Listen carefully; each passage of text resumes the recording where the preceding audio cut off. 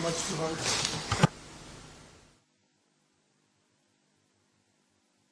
ProTon. ProTon was established in 2003 with support from DG Enterprise, and in 2007 it became an independent self-financing organisation. Its role was to promote European innovation by increasing the effectiveness of knowledge transfer and collaboration between public research organisations and the industry and business community. I suppose its major strength is that it's a network of national networks. There are 10 national knowledge transfer networks represented on its board, and this, I suppose, enables it to be a good vehicle for sounding out policy on knowledge transfer across Europe, exchanging best practice and ideas and so on. So that's ProTon in brief. I've been asked to present my views on knowledge transfer from the point of view of the Technology Transfer Office. I think, first of all, we've heard a lot of doom and gloom, but I think a lot of progress has been made in this area over the last 10 years, mainly due to changes in the approaches of universities, of industry and of government. I think universities are increasingly seen as important national resources which can make a growing direct contribution to economic development by not just by producing highly qualified people, but also innovative ideas, products, services and so on, which can be transferred to the marketplace.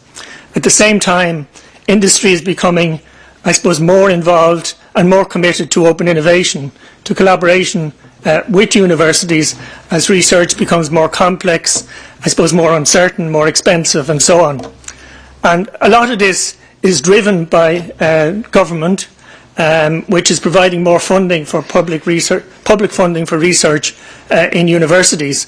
I know in Ireland, for instance, the level of public sector funding in universities quadrupled in the decade up to the present economic downturn. There was also funding made available for tech transfer offices in a number of countries, although a lot of this has been short-term funding, and this has enabled, I suppose, more successful technology transfer, establishment of new campus companies, and so on and so on. But I suppose it's fair to say that despite this significant progress, significant challenges do exist, and many of these we've talked about already today in the report on the consultation process and in the Innovation Union document and so on. But I'm going to focus just on two issues given the time constraints. One is on the need for the strategic approach to knowledge transfer both at national and at university level, and the second one then on developing knowledge transfer and the support for knowledge transfer and developing the knowledge transfer profession. There are many other issues, some of which I've just listed here, like the issue of strategic partnerships. ProTon has been involved in a project called Responsible Partnering with the EUA, EARTO and ERMA, I think since 2005, and that was developing guidelines for successful partnerships. And issues like the development of long-term strategic partnerships are really critical for successful knowledge transfer. I know my own chairman, who was head of Xilinx in Europe, always said that a successful licensing deal was 90% about relationships and trust and about 10% about technology. Now, he may be exaggerating, but still the point, I think, was very clear. I think also it was good to hear the IT presentation this morning, because I think quite often we tend to separate the whole issue of entrepreneurship and campus companies from knowledge transfer, whereas I think they should be more integrated. It is a very valuable route to knowledge transfer or to technology transfer. So if we take the strategic approach, I think across Europe, many funding agencies obviously have different objectives. We have agencies responsible for attracting foreign investment, for establishing start-up companies, supporting indigenous industries, supporting basic research, whatever. And because of this, there's a lack of consistency across the system in the management of intellectual property and their approach to management of intellectual property. We've tried the standard contracts, we have the code of practice, and I know we're going to do more of this. But I think quite often these documents are left gathering dust on shelves. I'm not sure they work that well. They can be useful tools when they're used, but they're not a ready-made solution for every eventuality. So I think this is something which we need to think about. And we need governments to establish and to develop strong national KT strategies or TT strategies, I suppose, from my point of view, and also to provide guidance on how these can be used and implemented in specific situations. I've put a question mark over the need for consensus. I think quite often we look for consensus on these issues, and if you think about it, Bayh-Dole was not achieved through consensus and looks as though it's been very successful. It may be very difficult to achieve consensus in this area. There are too many different objectives, different partners, and so on. The second, I suppose, aspect of this strategic approach, it relates to the universities. And I think it's obvious that universities are not going to have the same KT strategies. I mean, they're all different types of entities. They should try and fit within this national framework, if you like, but I think they're not going to have the same strategies. I think, though, we have to ensure alignment between the strategy of the university senior management and that of the Knowledge Transfer Office. And this is quite often not the case where the university is relatively new to knowledge transfer. I think one thing which the universities could do, which would be to send out a very positive signal, and my own university has done it, and that is to accept innovation as one of the 3 pillars of the mission of the university, alongside education and research. It's not so outrageous, because if you think about it, it's only 100 years or so since research wasn't regarded as a part of the mission of the university. So that's not a long time in the life of a university. Within the framework of this strategy, the universities need to adopt positive knowledge transfer policies and incentives. And I must say, I don't agree with the findings of the consultation process. I think that academic incentives, taking innovation, taking knowledge transfer into account in recruitment and promotion procedures, I think is really important. I think some of our best researchers certainly have been our best entrepreneurs as well, particularly the ones that stayed within the system and set up, if you like, a number of companies. Another issue here is, I think, that both industry and government need to agree on a fair return to all parties, and I'm talking mainly about universities here, because they're generally seen as charitable institutions which shouldn't benefit from this activity. Now, I don't agree with that. I think if we remove the incentives over time, we're going to damage knowledge transfer. Another part of the policy underpinning this strategy, I think, is obviously the policy on collaborative research. And I suppose what the university needs to give here is a guarantee of IP integrity and quality. As these collaborations become more sophisticated, more advanced, as there are more of them within particular universities and so on, I think that this whole issue of trying to ensure that we know who exactly owns the IP is really important. So that's my first issue.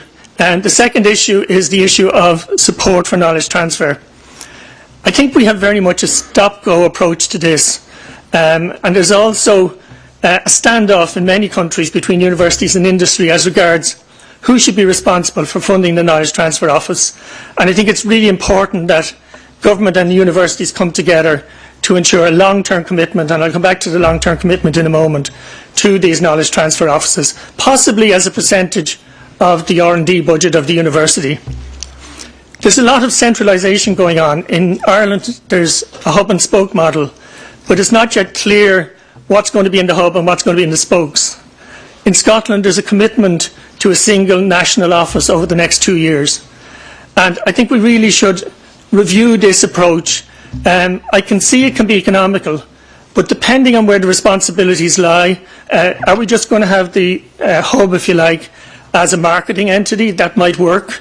Or is it going to be responsible? Is it going to make the decisions on behalf of all the spokes? Or how is this going to work? I think it's crucial that we don't lose local knowledge, which is really critical for successful knowledge transfer. The next 3 items that I just mentioned here are as much relevant to the EU as to the national member states.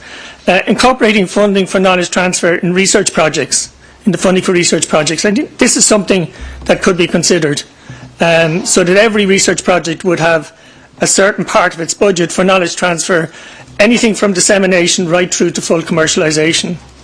I think we need a Marie Curie type programme for knowledge transfer professionals.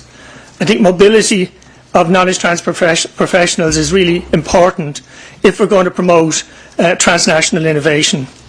And finally, if we're going to argue that we need to support the tech transfer offices, well then I do think there needs to be more emphasis in the metrics on economic and social impacts, while at the same time managing the university's expectations about what the Knowledge Transfer Office can deliver. In relation to that, there's a Wellings report which was produced in 2008, which showed that only 1 in 1,000 licensed deals between US universities and companies yielded over $1 million to the university. So that's a tiny number.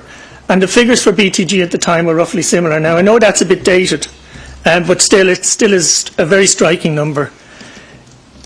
The time it takes to earn money from tech transfer is another major issue. These figures relate to the University of California system. You're talking about $4 billion budget, research budget. Only 8% of their income from their top 25 inventions last year came from inventions disclosed between 2000 and 2010. So that's inventions disclosed in the last 10 years. 76% related to inventions disclosed between 1980 and 1990. So it shows how long it takes for the university to earn a return on this. So I think we have to be very careful about managing the university's expectations. Quite often they expect tech transfer offices to be making a big profit within 5 years. In terms of the metrics, I think we should link our metrics to the stage of development and the age of the Knowledge Transfer Office. The first 5 years we should be mainly talking about inputs like patents filed and so on, with maybe some outputs. After 5 years we move much more towards outputs, and then over 10 years you can really begin to talk about economic and social impacts, like impacts on health, impacts on jobs, employment, impacts on investment in companies and so on. I suppose one issue here in relation to the more than 10 years is that we probably need to, as universities, to increase our influence on what's happening at that stage. And it's interesting that 80% of the top universities in the US now have their own seed funds. And that's mainly a reaction to the fact that, if you like, the seed funding in the US, there's very little seed funding for early stage companies. The last point in relation to supporting knowledge transfer is the whole issue of increasing the status and recognition of the profession. We're a very young profession. We don't have a career structure, and we don't really have recognition as a profession in the same way as other established professions. There's a project called EUKTS, which is the European Knowledge Transfer Society, which was funded by the Commission, and its aim was to develop a process or a procedure for accrediting knowledge transfer training providers and for certification of knowledge transfer professionals. Now, there are other providers in the field, such as IKT, the Institute of Knowledge Transfer, CLP, which is a US-Canadian organisation, and ATTP. But I think it's important to recognise that EUKTS is comprehensive. It's very unique. It provides both accreditation and certification. It applies to all stages in the career with different processes for people who are at the basic level, intermediate and advanced. It has a grandfathering system for people who are very experienced who don't really want to sit exams. And it applies to all sectors of the economy. And I think this is really important. Certainly, I find that quite often industry doesn't have the skills in this area, and may not even in some cases have the same level of skills as a university. And I think in the public sector that's probably the same. So I think, okay, we need to train people in this area across all sectors of the economy, and we also need to give them more status, more recognition and so on.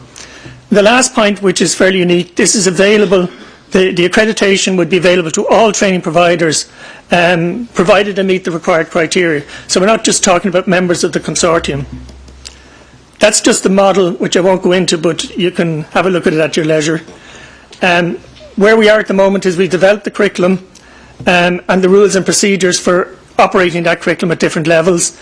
We're piloting in 3 countries at basic level. We have developed a business plan, and we recognise there's a subsidy required in the early years, but thereafter we will be self-sustaining. We're setting up the legal entity in the coming months, and we're in consultation with the existing training providers and with others about possible collaboration on setting up this entity, and we're looking to identify possible sponsors. We have a prospectus for discussion with them and so on and so on. So I've been asked to leave you with a question, and the question again is like a summary, just asking where the EU and member states, how can they work together both to facilitate the establishment of these national and university strategies, and also to provide a commitment to the long-term development of the knowledge transfer offices, training or providing funding for KT, and for increasing the status and recognition of the profession. Thank you very much.